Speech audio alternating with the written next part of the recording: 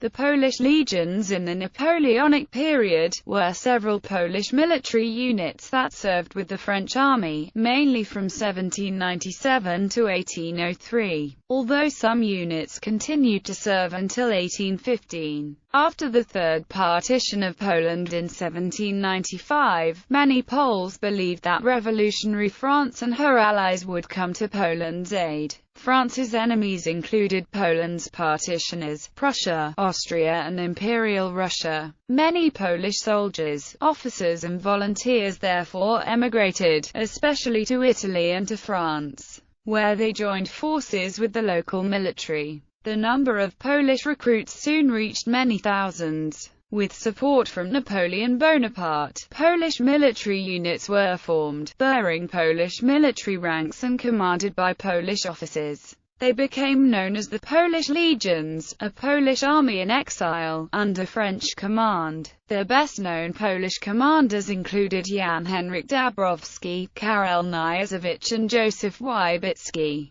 The Polish legions serving alongside the French army during the Napoleonic Wars saw combat in most of Napoleon's campaigns, from the West Indies, through Italy and Egypt. When the Duchy of Warsaw was created in 1807, many of the veterans of the legions formed a corps around which the duchy's army was raised under Józef Poniatowski. This force fought a victorious war against Austria in 1809 and would go on to fight alongside the French army in numerous campaigns, culminating in the disastrous invasion of Russia in 1812, which marked the end of the Napoleonic Empire, including the legions, and allied states like the Duchy of Warsaw. Time frame and numbers. Among historians there is a degree of uncertainty about the period in which the legions existed. Magos Real notes that the heyday of their activity falls in the years 1797 to 1801, while Lurski defines the legions as units that operated between 1797 and 1803. Similarly, Davies defines the time of their existence as 5 to 6 years.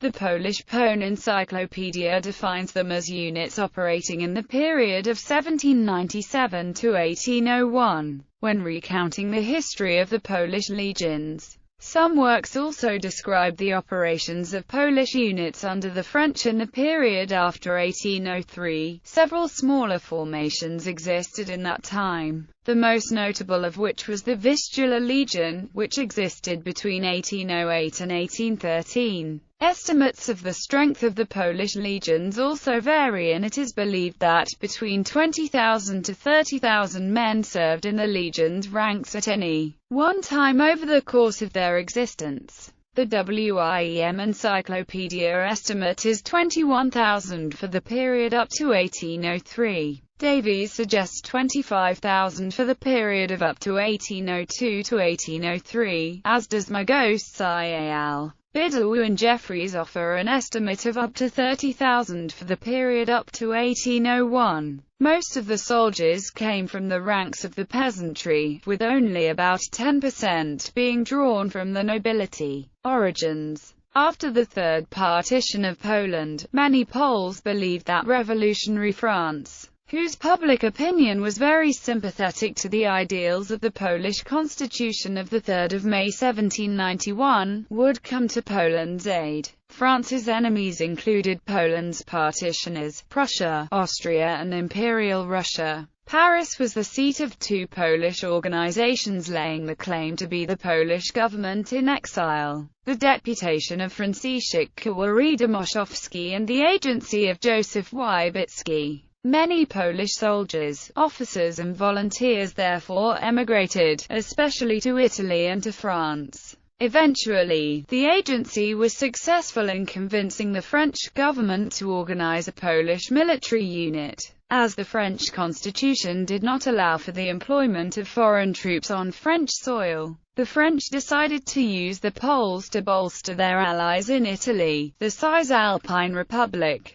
Jan Henryk Dąbrowski, a former high-ranking officer in the army of the Polish-Lithuanian Commonwealth, began his work in 1796, a year after the total destruction of the Commonwealth. At that time he went to Paris, and later, Milan, where his idea received support from Napoleon Bonaparte, who saw the Poles as a promising source of new recruits, and who superficially appeared receptive to the idea of liberating Poland. Dubrovsky was soon authorized by the French Allied Cisalpine Republic to create the Polish legions, which would be part of the army of the newly created Republic of Lombardy. This agreement, drafted by Napoleon, was signed on 9 January 1797, and marked the formal creation of the legions. Operational history. War of the First Coalition. Polish legions in Italy. The Polish soldiers serving in the Dubrovsky Legion were granted Lombardian citizenship and were paid the same wage as other troops.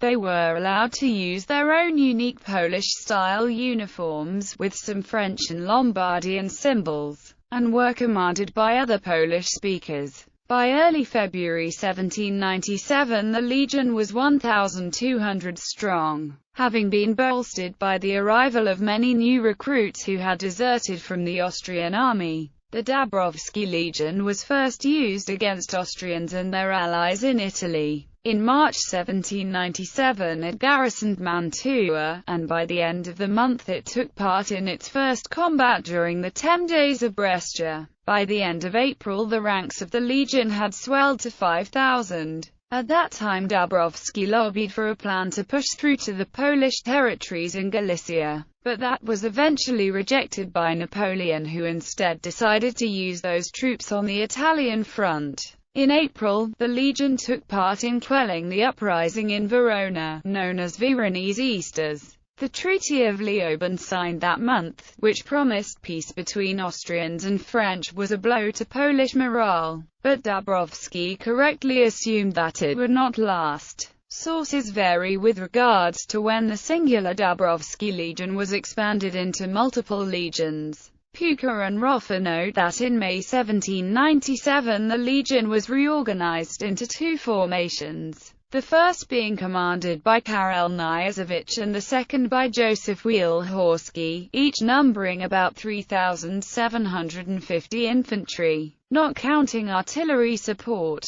Davies, however, states that the Second Legion was formed in 1798 under Joseph Zajakic. In July 1797 the legions suppressed another insurrection, this time in Reggio Emilia. The Treaty of Campo Formio, signed on 18 October 1797, resulted in another short period of relative peace. The legions, hopeful for a renewal of the war, were seen as the most pro-French foreign forces in the Cisalpine. In May 1798 the Poles helped the French to secure the Papal States, putting down some peasant revolts, and garrisoned Rome, which they entered on 3 May. Dubrovsky obtained a number of trophies from a Roman representative that the Polish king, Jan III Sobieski, had sent there after his victory over the Ottoman Empire at the Siege of Vienna in 1683. Amongst these was an Ottoman standard which subsequently became part of the Legion's colours, accompanying him from then on. By the end of 1798 the legions under Knyazevich were fighting against the anti-French forces from the Kingdom of Naples, defeating them at the Battle of Civita Castellana on 4 December. Soon afterward, supplies from the captured Gaeta fortress allowed the creation of a Legion cavalry unit under Andrzej Karłowski. The Poles then fought at Magliano, disambiguation needed, Villari, Calvi and Capua before Naples capitulated on 23 January. War of the Second Coalition. Italian front. The end of the 1798 and the beginning of 1799 marked the beginning of the War of the Second Coalition. Within about a year of its formation, the Legion had become about 10,000. However, the new series of struggles proved to be much more difficult, as the anti-French coalition advanced upon Italy, now bereft of elite French units which were with Napoleon in Egypt. Overall, 1799 saw the legions take significant casualties. In mid-1799, the 1st Legion under General Dubrovsky fought against the Russians at Trebia, where it suffered heavy casualties. Polish legionaries also fought at the Battle of Nowy, and the Second Battle of Zurich. The Second Legion also suffered heavily, particularly in the first battles on the Adige, where it is estimated that it lost about half to two-thirds of its complement of 4,000 men. Its commander, General Franciszek Rymkowicz, was killed at the Battle of Magnano on 5 April. The remainder of the Second Legion became part of the garrison at Mantua, which was soon placed under siege by the Austrians. Finally, at the end of the siege of Mantua, the French commander François-Philippe de Foix-Latour decided to release Polish soldiers, then under Wielhorski, into Austrian custody as the Austrians claimed them to be deserters. This marked the end of the Second Legion, as only a small number of Poles were able to evade capture. War of the Second Coalition. German front. With the end of the Cisalpine Republic, the legions were reorganized in France. As Napoleon ascended to power as the first consul and decreed that foreign troops could now serve in the French army, on 10 February the remnants of the Italian legions were reorganized near Marseille into the Italian Legion as a 9,000-strong unit that would become part of the Army of Italy. The Legion fought at the Peschiera and Mantua. In 1800 or 1799, Karel Knyazevich organized the 6,000-strong Third Legion to fight against the Austrians in Bavaria. The Danube Legion, bolstered by Karwowski's cavalry unit, fought as part of the Army of the Rhine at Berg, Bernheim and Offenburg, garrisoning the fortress of Philipsburg after the armistice of Parsdorf. Polish forces also fought in the Battle of Hohenlinden on 3 December 1800.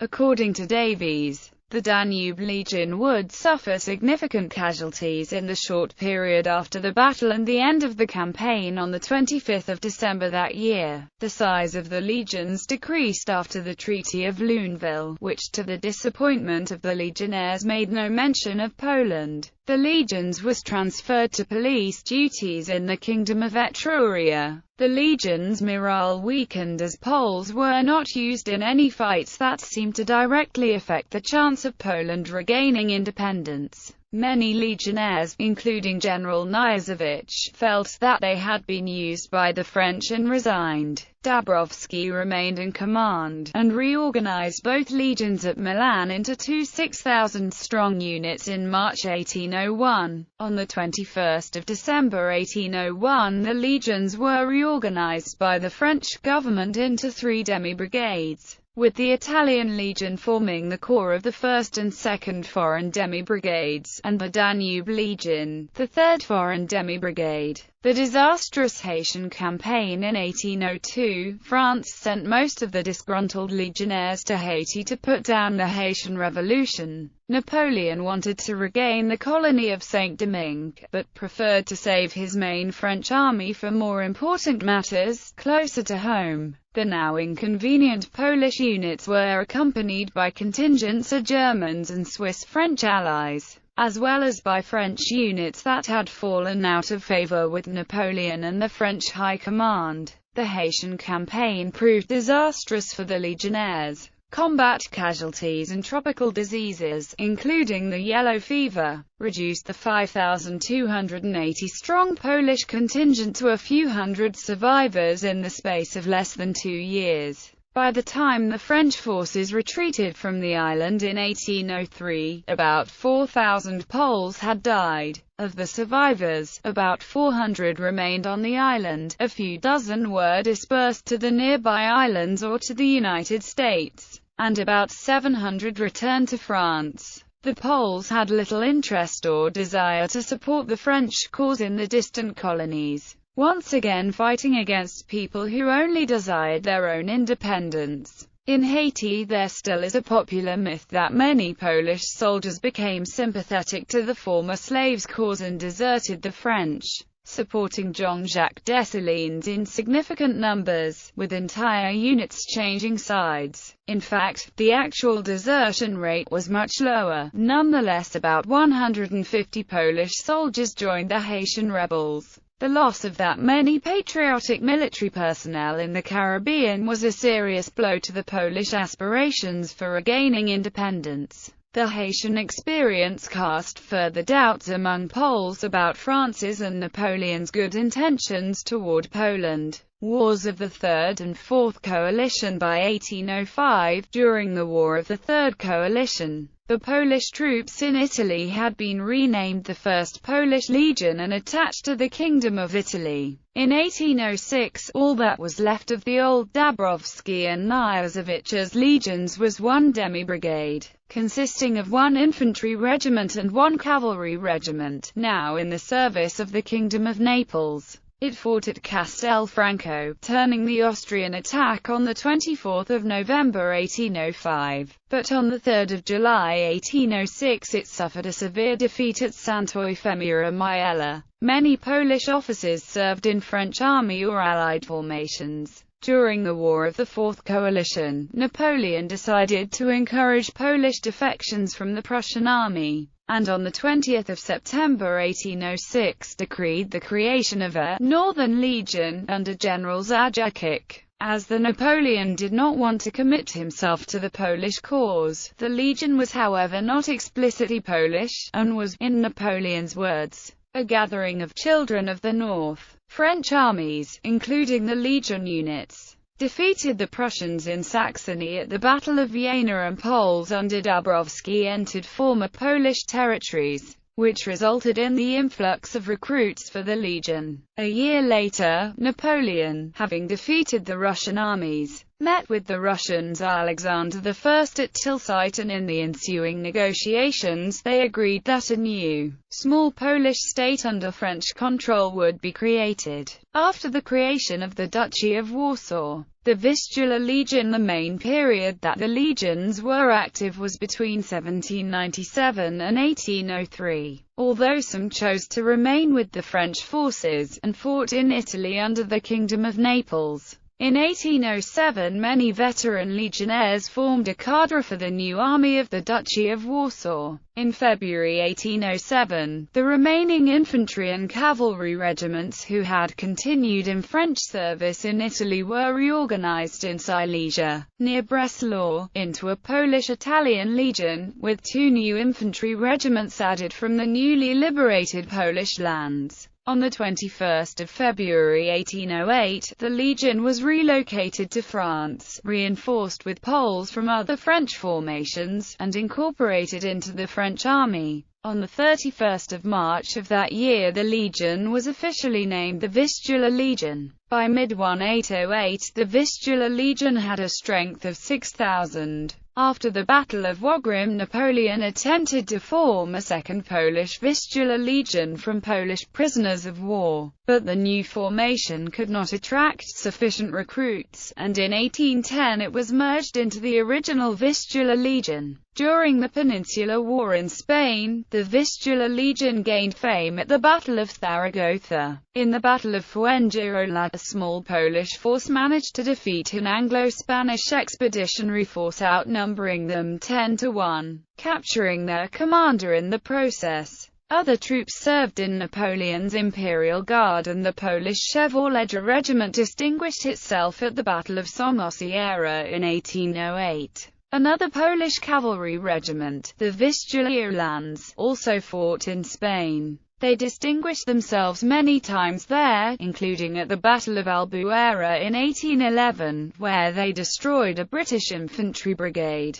Their valor in that conflict inspired the British to create their own Lancer units equipped with Polish-style uniforms and weapons. In 1812, as Napoleon entered Russia, the Poles and Lithuanians rallied to Napoleon's Grande Armée Acute in the hope of resurrecting the Commonwealth. The Vistula Legion, withdrawn from Spain in early 1812 and reorganized into a division, was a part of Napoleon's invasion forces. Poles formed the largest foreign contingent, 98,000 strong. Polish Lancers of the Vistula Legion were the first unit to cross the Neman River when the Grand Army entered Russia, and, as part of the Imperial Guard, the first unit to enter Moscow. They distinguished themselves in the Battle of Borodino and, under Prince Joseph Poniatowski, were one of the units that served as the rearguard during Napoleon's retreat. This later led to the claim that just as they had been the first to enter it, they were the last to leave Russia. They sustained heavy losses during the campaign. Only 26,000 of the original 98,000-strong contingent returned.